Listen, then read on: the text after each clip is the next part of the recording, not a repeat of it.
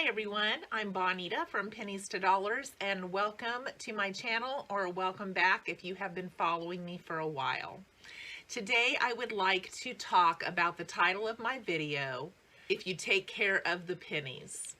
This actually was not taught to me by my parents. It was taught to me when I was 34 years old, when I got my first big break in my career as a nursing home administrator and got my first building. Now, if you have not picked up my 50 frugal recipes when living on a budget, there is a dedication in the beginning here to someone named Maggie.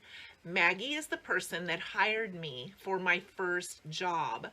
That was the big break in my career, and she taught me so much. She was an older lady, and I want to share some of those things with you today because some of the things she taught me are also very basic money budgeting skills that I have learned in managing a business and also managing our homes. They apply in both places.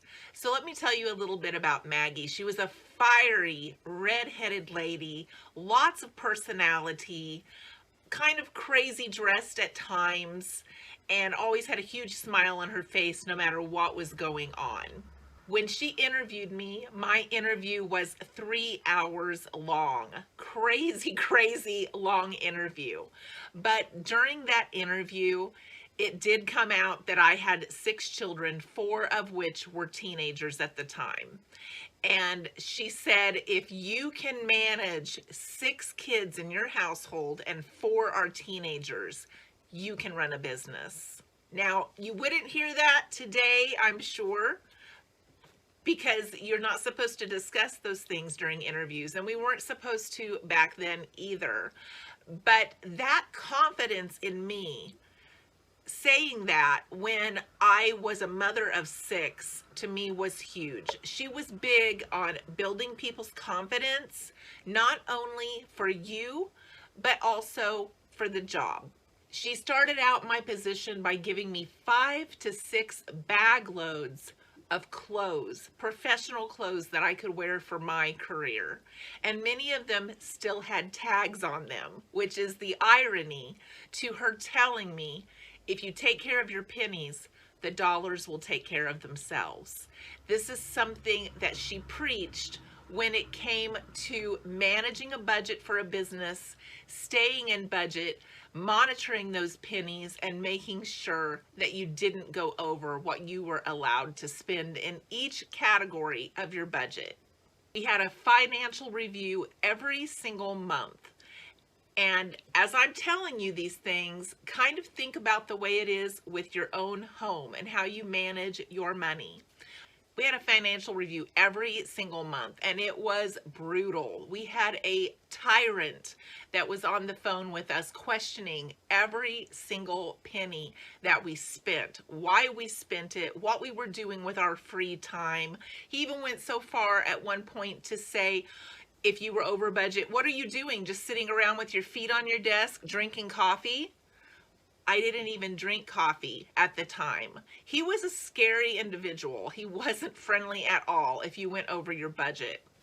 And there was no leniency with him. So this is the type of guy I had to answer to every single month. And I didn't even drink coffee, but he scared me to death. And I wasn't at my desk. I was on the floor. I was trying to build bonds with residents, with staff. I was trying to make everything flow through that building for the well-being of everyone there.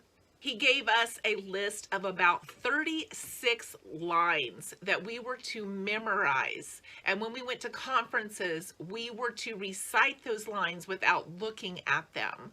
This was frightening for me. 36 lines I had to memorize of mottos that he felt was important. And it's been a lot of years now. And at one time I did know all 36 lines. But there's one that stuck with me that I have always remembered. What is checked upon is done. Now, this was to tell us as a supervisor that we were to check up on those below us, that we were to check up on their budgets, we were to check up on how they were doing their jobs. But this is something that we talk about on this channel, how to check up on where your own money is going and follow that trail to see if there's a way for you to make it easier for yourself, make it better for yourself, and be able to afford the things you need to afford. So what is checked upon is done. And so that was one of the things that really stuck with me over the years. And since I've started this frugal channel, I've realized that many of the things I learned during that position are also things that have carried over into my own home and my own finances. And they were very, very helpful pieces of advice or things that I learned.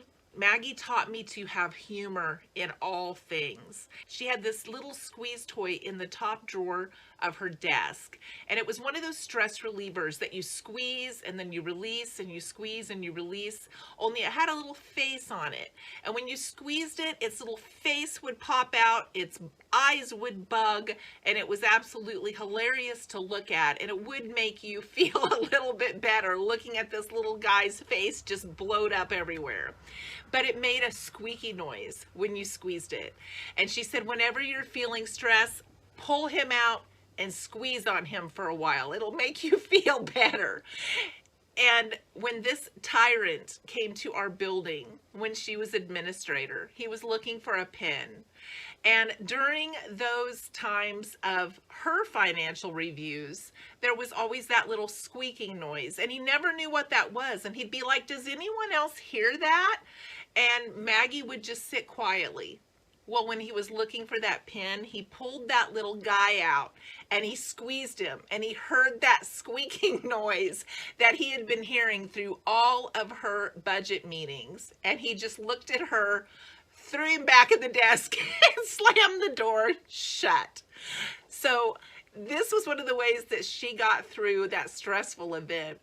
He realized then how stressful he was being on everyone. I don't know that he cared, but it was a very funny thing to look back on, that he realized that he was the source of contention for that little squeaky noise during those financial reviews.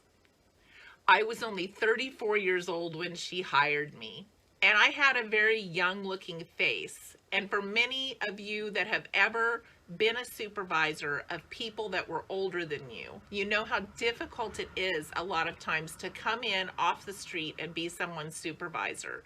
If you look younger than them, you automatically get demoted in their minds as not having enough experience, not knowing what you're doing. I had people tell me I wasn't old enough to be their boss. It was very difficult for me.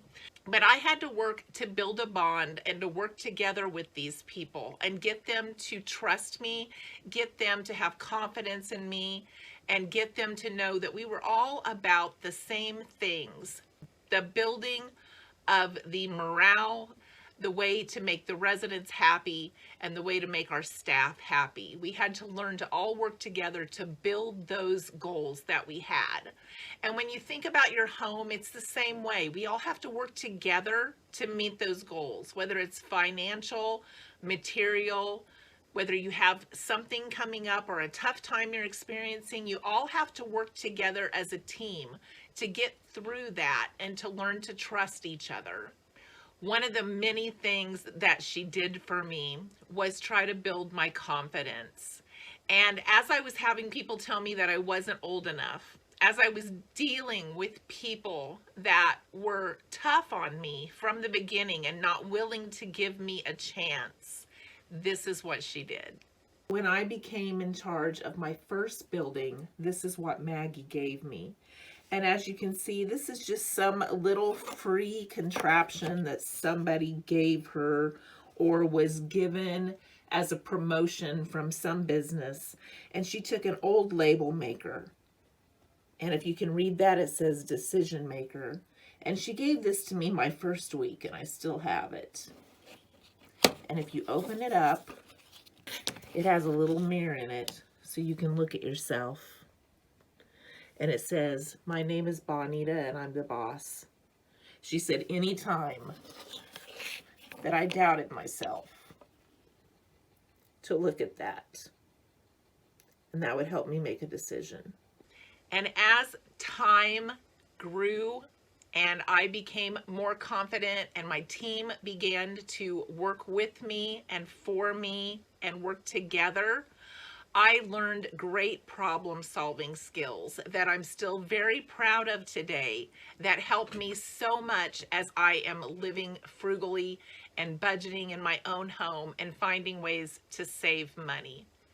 One of those days was my very first state survey. The surveyors came in with an attitude. And if any of you have worked in healthcare, maybe you've experienced this, but it started off with one of the surveyors losing her wallet at the local grocery store before she ever got there, and then getting pulled over for a ticket and not having her driver's license because she had just lost her wallet at the local grocery store. So, I mean, they started in from the beginning, and I worked in mental health. We had this one resident that wasn't very verbal, but she could be cantankerous, and you really had to be cautious when working with her because she could be combative.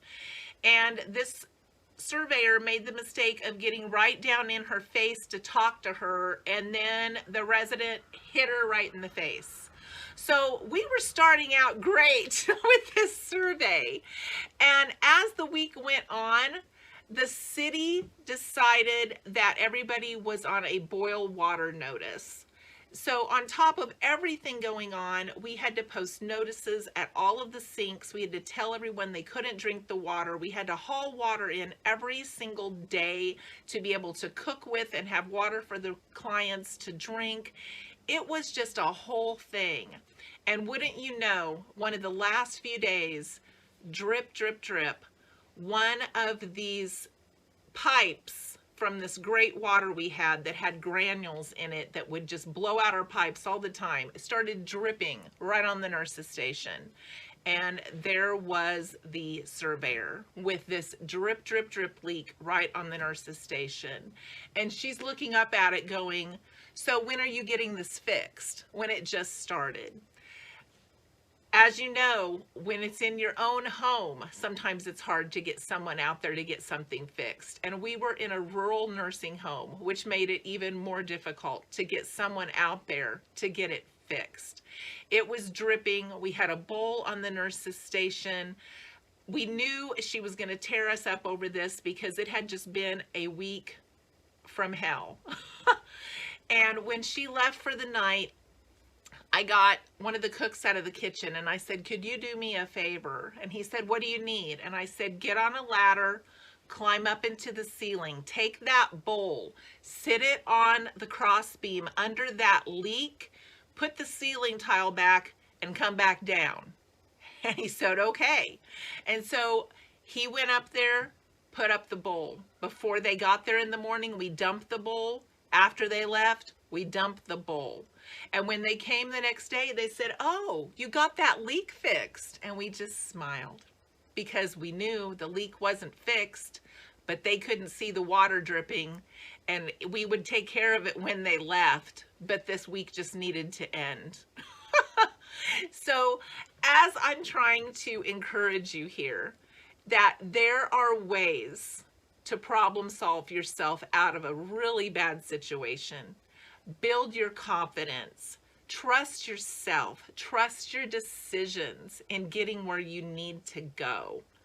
Maggie was a great influence to me in those areas, and I hope that she can still be an influence to you as I share these things with you today.